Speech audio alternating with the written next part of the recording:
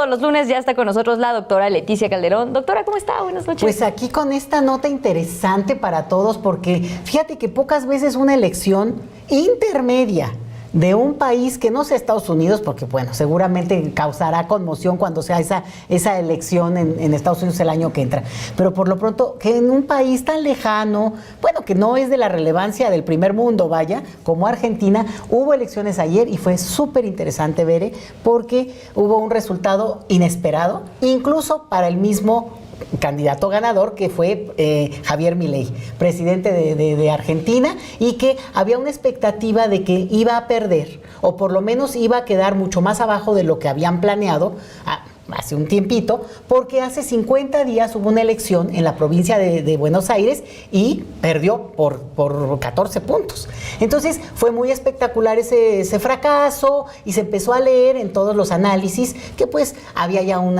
hartazgo, y luego él empezó a hacer una cantidad de cosas. Bueno, aquí estamos viendo con Donald Trump casi besándole el anillo, luego hizo un espectáculo, bueno, desde mi punto de vista horrendo, se ve que de los argentinos no, pero bueno, con la pena, ¿no? De como cantando rock, pero una cosa como muy absurda, en el sentido de que no esperarías eso de una persona que aspira, o bueno, que es el líder de todo un movimiento. Total que cosas de corrupción, la hermana corrupta, una de las candidatas a senadora que no tiene visa, entre otras cosas, bueno, como en muchos casos, pero porque había sido detenida en Estados Unidos por posesión de droga.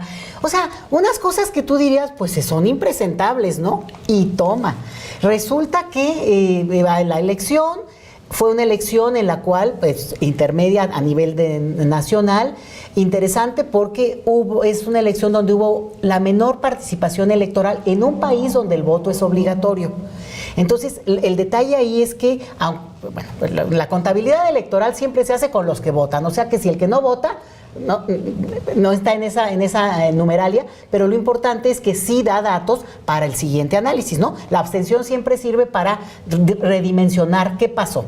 Bueno, ese es uno de los argumentos que ahora se dice, que es muy probable que algunos que no habían votado esta vez fueron a votar, y también hubo esta abstención, pero no es una abstención que no muestre evidentemente un triunfo contundente, arrasador, furioso de este personaje tan estrambótico, pero hay que añadir algunos elementos. Bueno, un factor externo, Donald Trump, que en el último momento, todavía unos días antes, se hace un mensaje muy potente de que, pues yo voy a ayudar a ese país, le voy a dar dinero a cambio de que, bueno, con la presión y el chantaje de que gane Milei. ¿Cómo pudieron haber leído eso los argentinos? Pues evidentemente lo leyeron, lo tomaron en cuenta.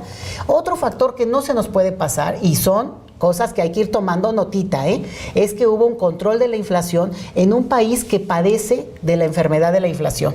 O sea, realmente han sufrido históricamente los argentinos de este tema, y por tanto se lee en los análisis que la inflación contenida a un costo social altísimo, pero que aún así en esa lectura aparentemente todo está por verse, porque la sorpresa fue tal que las coordenadas empiezan a sumar.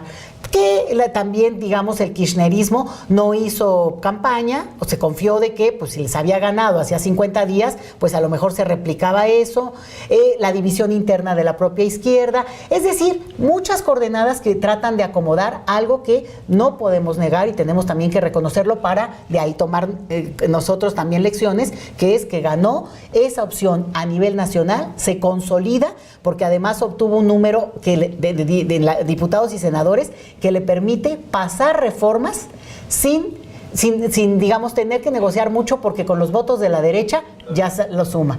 Reforma laboral y la fiscal son las primeras que vienen. Y sobre todo también, pues, un personaje que apenas hace 2 años como que llegó a la presidencia como tal, con un partido que casi no tenía estructura, no tenían escaños, y aún así lo hizo. Va a cumplir 2 años en diciembre y vimos que pasó de 37 de 37 a 101 diputados en una cámara de 257 y de 6 a 20 senadores en un total de 72 escaños. Entonces, sí te habla de que algo se está moviendo, Y también nunca perder de vista, doctora, que ahora sí que victoria de la derecha sigue siendo una derrota de la izquierda. Entonces preguntarnos otra vez, ¿qué está sucediendo? Yo veía por ahí un video en redes sociales de algún medio que le preguntaban a una persona que iba caminando, a una mujer que iba caminando en la calle, que qué pensaba de esta situación, y ella se ponía a llorar, decía, pues es que esto es una falta de respeto para los jubilados, para las personas con discapacidad, para todos los trabajadores que estamos padeciendo las reformas y las políticas de Milei. Entonces, creo que eso también nos deja un mensaje, y decía ella, se votó con odio. Entonces, ¿cómo lo vemos eso desde México? Nos quedan 2 minutitos, doctora. Con odio y con miedo. Sí. El miedo también hizo que ganara Zedillo en su tiempo, ¿eh? Ojo, esa fue la campaña del miedo. ¿Por qué? Porque la gente, pues, evidentemente tenía miedo, quienes fueron a votar y quienes lo votaron, pues que al final hoy fuera un día negro en términos de la economía argentina, que se hubiera caído. Esa era la amenaza que estaba en el aire. Y no, fue un día de fiesta. Y las lecciones, nada más para decirlo, por un lado, ojo, Bolivia votó a la derecha, Chile tiene elecciones el mes que entra, entonces esto reconfigura o podría reconfigurar un escenario en el cual también Estados Unidos busca aliados y busca ir tejiendo en términos regionales. O sea, parece que hay una codicia, ¿no? Una necesidad de entrar territorialmente con aliados muy potentes. En este caso, Milei es incondicional de Donald Trump. Entonces, digo, sería casi que para tema de otra nota, pero sí hay lecciones para México, porque al final de cuentas sí implica que nosotros desde este país entendamos las señales donde una estabilidad económica sí es muy importante, pero también mantener siempre el termómetro de lo que realmente las personas estamos pensando. Cuestiones en las cuales al final de cuentas, pues tal vez no tomaron tan en cuenta, en el caso de Argentina, la izquierda, te digo, el puro miedo o la necesidad de tener una cierta estabilidad que probablemente les va a durar ni siquiera tanto, o a costa de pasar a ser literalmente colonia de Estados Unidos en la forma moderna, ¿no? Que no es necesariamente un Estado libre asociado como Puerto Rico, pero ojo, sí están en una situación de mucha ventaja a Estados Unidos por el dinero que les va a facilitar y que ya les ha venido facilitando. Pues que sea para bien para el caso de Argentina, y bueno, los queridos argentinos que lo padecen, pues que lo aguanten, y quienes lo gozan, pues que sea para que lo disfruten, vaya. Pues como ya decía usted, una estabilidad, pero ¿a costa de qué? Muchas gracias, doctora. Como siempre, lo vemos la próxima semana, y sobre todo por traernos este contexto también a México. ¿Cómo nos vemos reflejados en eso? Bueno, con esto nos vamos rápidamente a una pausa y volvemos.